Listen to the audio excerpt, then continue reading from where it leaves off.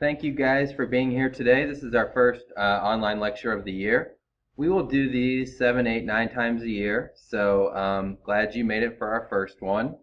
Just a real quick little housekeeping business. There are actually 3 ways to access our online lecture. One thing you can do is just go to our classroom page, open up your Chrome browser, and you will always be able to find it on our classroom page, Google Classroom. You can also check your Parkway email account every time I create a new online lecture for you guys. It will send you an email, so you'll just have to look for my name, and then there's a link to the video in your email.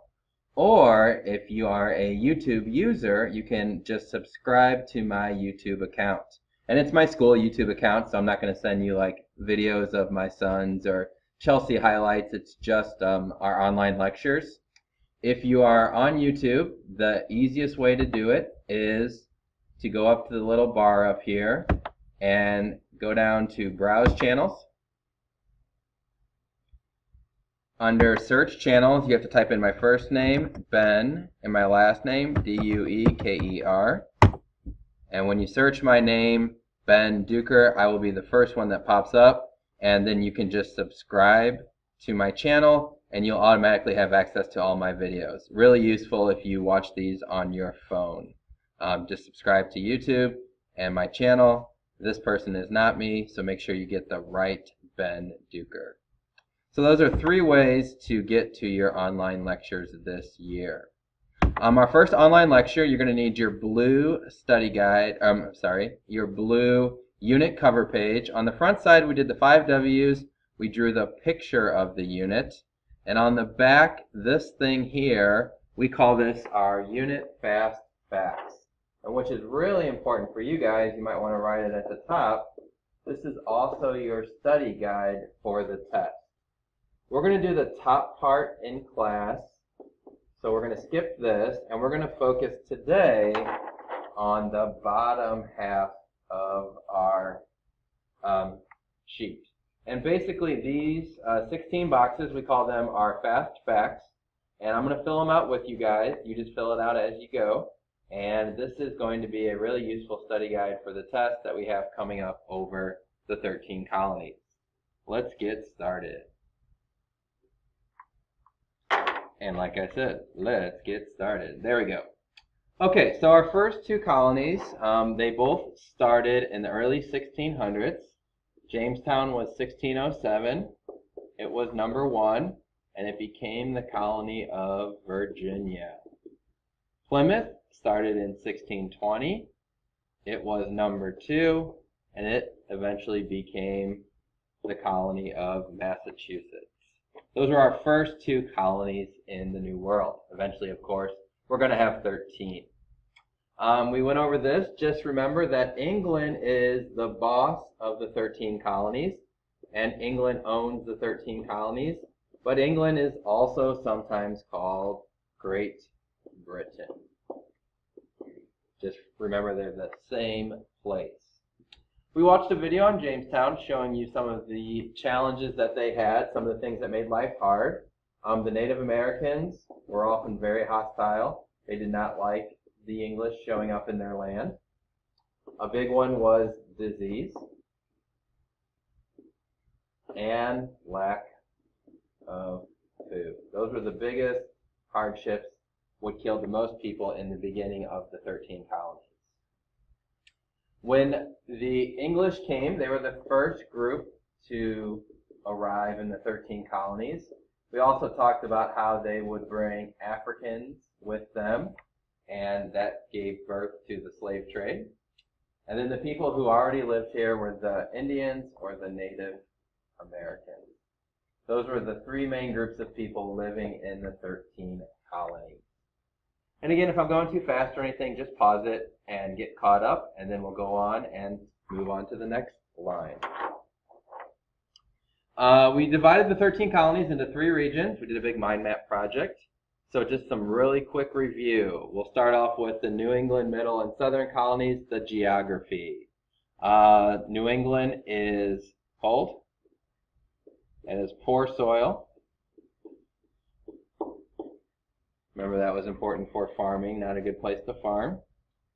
And New England had lots of coast. Middle colonies, warm, fertile soil, and I would call it hilly. The southern colonies, hot, again, fertile soil, and compared to the other two, it was pretty flat. Not a lot of hills, not a lot of mountains in the southern colonies. Economy for New England, it was basically based on merchants buying and selling things, and it was based on fishing, and it was based on trade. Middle colonies, a lot of farming of food, crops, and also trade.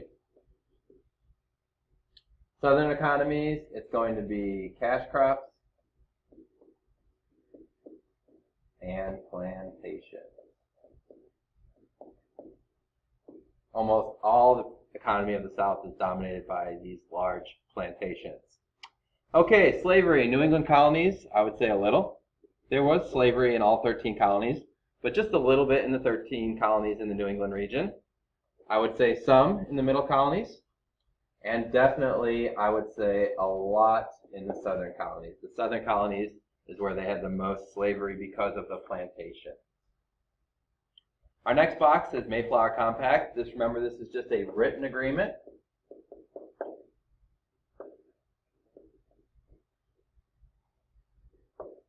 Signed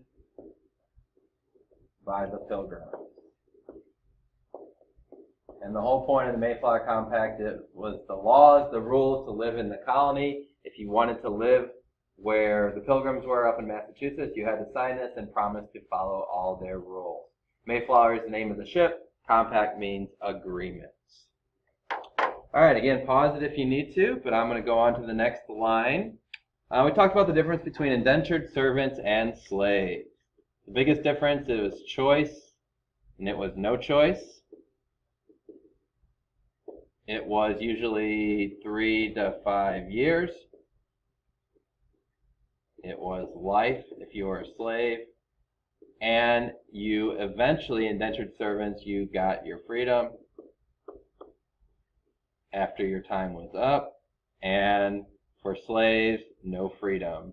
And especially even your children became slaves. The Middle Passage was the horrible journey that slaves, captured Africans, were forced to go across the Atlantic Ocean from Africa to North America. That journey is called the Middle Passage. The plantation system, remember, it was in the southern region.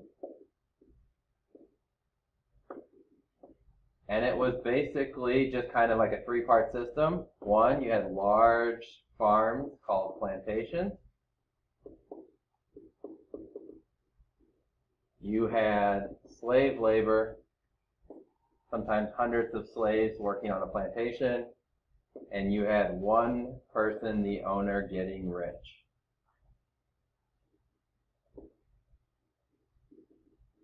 The way they did that was by growing cash crops. Remember, our biggest cash crops were tobacco, cotton, a purple dye called indigo, and these are the cash crops that would be grown on the plantations and then exported back to England. Again, pause if you need to. And our last row, the Puritans. They were a religious group. Remember the religious groups, they wanted to purify or clean up the church. They thought that the Church of England had gotten corrupt, had gotten to be wicked, and they wanted to fix it. And they very much thought that they could be a light, kind of live by example to the world. They wanted to show people how to live. But one of the other things we saw, especially when we got to the Salem witch trials, they were very judgmental. They were always ready to call out their neighbors, say, hey, you're not doing the right thing, and then they would kind of always point fingers at each other. But the Puritans, they had good intentions. They wanted to clean up the church, make the world a better place, live by an example that they set. They just turned out to be a little bit too judgmental. Salem witch trials. Eventually, we said about 100, mostly women, were accused of being witches. Out of those 100, I think I spelled accused wrong there. Out of those 100, approximately 20 were put to death. And what we realized is that this was basically kind of what we call witch fever. The whole town kind of got obsessed with it. Eventually they found out it was not true. They were just all turning on each other. But it's a good example of what can happen when everyone kind of jumps on the bandwagon and everyone starts pointing fingers at each other.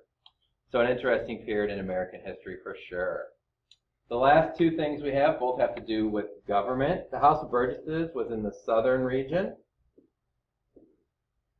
Town meetings were in the New England region. House of Burgesses, the members were elected.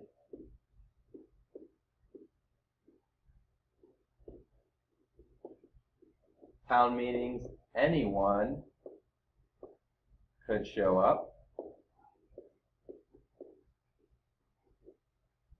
But what is the same in the House of Burgesses and in town meetings? Only white male landowners can actually vote. Town meetings, anyone could attend, but only white male landowners can actually make the decision. So that's a very important thing to remember, that at this time, even though we do have people starting to participate and starting to get involved in the government, it is still very much restricted to a very small part of the population. No women, no African Americans, no Native Americans, and if you were a white male, you had to have enough money to own land. Otherwise, you could not participate in the local government. So again, these 16 facts are called our FAST facts. We'll do them every unit. Sometimes we do them like an online lecture. Sometimes we do them in class.